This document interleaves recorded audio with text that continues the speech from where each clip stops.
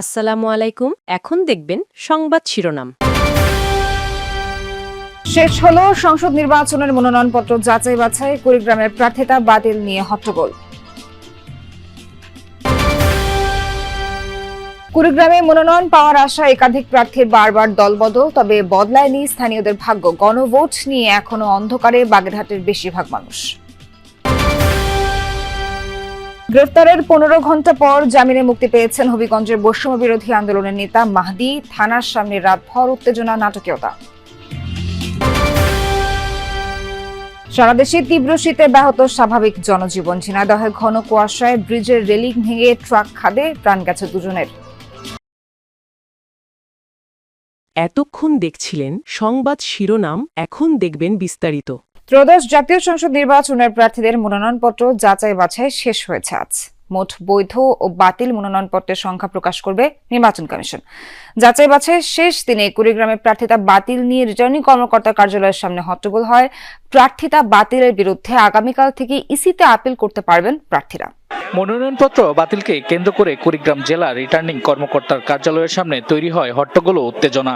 কুড়িগ্রাম 3 আসনের জামায়াত প্রার্থী মাহবুবুল আলম সালেহীর দ্বৈত নাগরিকত্ব হওয়ায় তার মনোনয়নপত্র বাতিল করে রিটার্নিং কর্মকর্তা।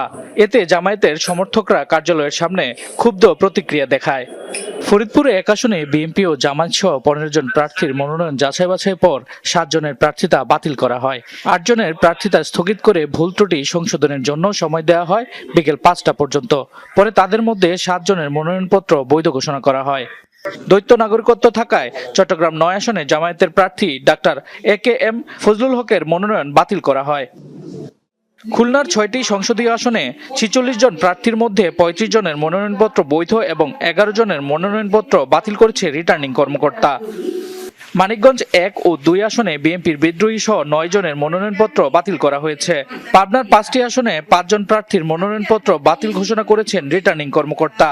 কুষ্টিয়ার 4টি সংসদীয় আসনে বিভিন্ন ত্রুটির কারণে 6 জনের মনোনয়নপত্র অবৈধ ঘোষণা করেছেন রিটার্নিং কর্মকর্তা।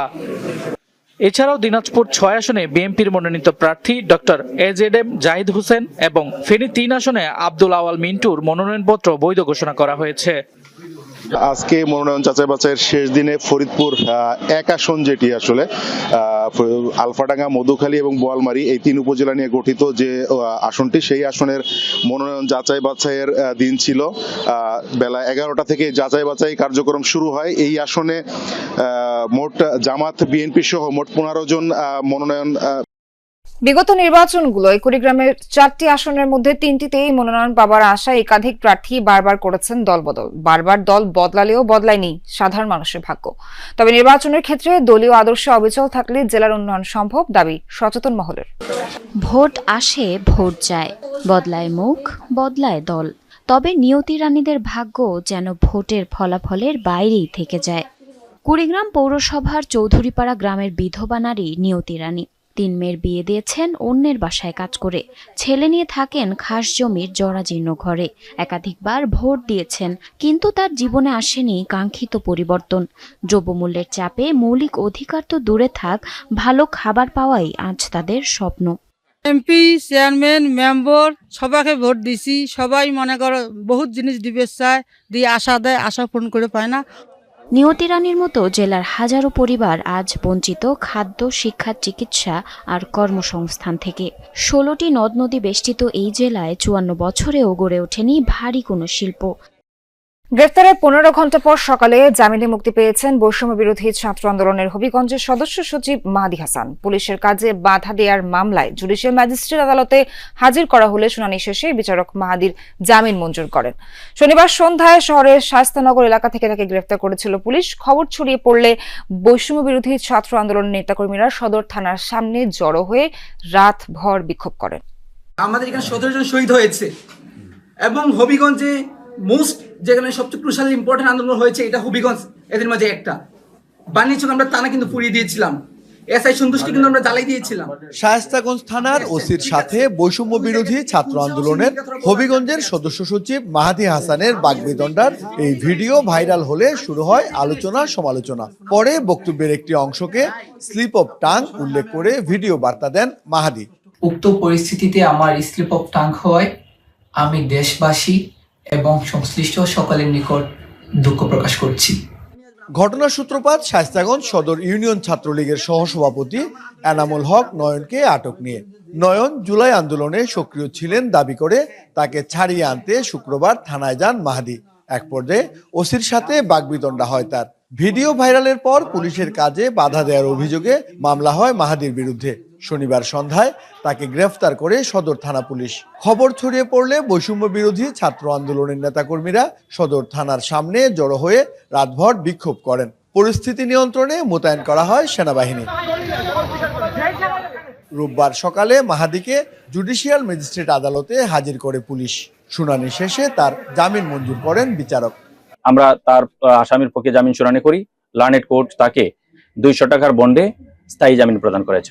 জামিনে মুক্তির পর মাহাদিকে বরণ করে নেন বৈষম্য বিরোধী। পৌষের শেষ ভাগে এসে সারা দেশে বেড়েছে শীতের দাপট, ঠান্ডায় বিপর্যস্ত জনজীবন। আজ দেশের সর্বনিম্ন তাপমাত্রা রেকর্ড করা হয়েছে শ্রীমঙ্গলে 9.5 ডিগ্রি সেলসিয়াস। ঘন কুয়াশায় ব্যাহত হয় দেশের প্রধান 2 নৌ রুটের ফেরি চলাচল। নিয়ন্ত্রণ হারিয়ে ঝিনাইদহ নদীতে পড়েছে একটি ট্রাক, মারা গেছে চালক ও হেলপার। বাড়ছে শীতজনিত রোগ ব্যাধি। পৌষের শীতে জুবুথুবু জনজীবন। রাত হলেই ঘন কুয়াশায় ঢেকে যায় চারপাশ। সকালে সূর্যের দেখা মেলেনি দেশের বেশিরভাগ জায়গায়। ব্যাহত হচ্ছে মানুষের দৈনন্দিন কাজকর্ম। প্রয়োজন ছাড়া বাইরে বের হচ্ছেন না কেউ। জীবিকার তাগিদে তীব্র শীতের মধ্যেই কাজে বের হচ্ছেন খেটে খাওয়া মানুষ। নেই পর্যাপ্ত শীতবস্ত্র। বাড়ছে শীতজনিত রোগ ব্যাধি। সবচেয়ে ভোগান্তিতে ছিন্নমূল ও হতদরিদ্ররা। এত ঠান্ডা, দিনও ঠান্ডা। আমাকে এমন যদি ভালো একটা কাপড় চুপড় নেয়, আমরা পরে আছি কাজ কাম করবো, এরকম নয়। প্রায় 1 সপ্তাহেরও বেশি হয়ে গেল, আকাশের থেকে সূর্য বাড়ায়নি, আর এগুলো কাপড় চোপড়ও কুলাচ্ছে না। মৌসুমের স্বাভাবিক লঘুচাপ দেশের উত্তর পশ্চিমাঞ্চল দিয়ে বয়ে যাচ্ছে। রোববার সর্বনিম্ন তাপমাত্রা রেকর্ড হয়েছে শ্রীমঙ্গলে 9.5 ডিগ্রি সেলসিয়াস। দিনের অর্ধেক পার হওয়ার পর রোদ উকি দিয়েছে সেখানেও, তবু কমেনি শীতের দাপট। বিকেল গড়াতেই বেড়েছে হিমভাব। ঘরের থেকে বেরোতে পারতেছে না, কাজ কাম করতে পারতেছে না, সাধারণ মানুষের খুবই সমস্যা। আমরা দোকানদার ব্যবসায়ী যারা আছি, তারা তো কাস্টমারও হচ্ছে না, দোকানে কেনা বেচা একবারে সীমিত। দুর্ঘটনা এড়াতে রাত থেকেই পাটুরিয়া দৌলতদিয়া ও আরিচা কাজিরহাট রুটে ফেরি চলাচল বন্ধ রাখা হয়। কুয়াশায় তীরে ভিড়তে না পেরে মাঝ নদীতে যাত্রী ও যানবাহন নিয়ে আটকা পড়ে একটি ফেরি। প্রায় 12 ঘন্টা ধরে ঘাটে আটকে ছিল অনেক যানবাহন। এদিকে ঝিনাইদহের শৈলকুপায় ঘন কুয়াশায় নিয়ন্ত্রণ হারিয়ে ব্রিজের রেলিং ভেঙে কুমার নদে পড়ে যায় ডাল বোঝাই একটি ট্রাক। চালক ও হেলপারের মরদেহ উদ্ধার করে ফায়ার সার্ভিস।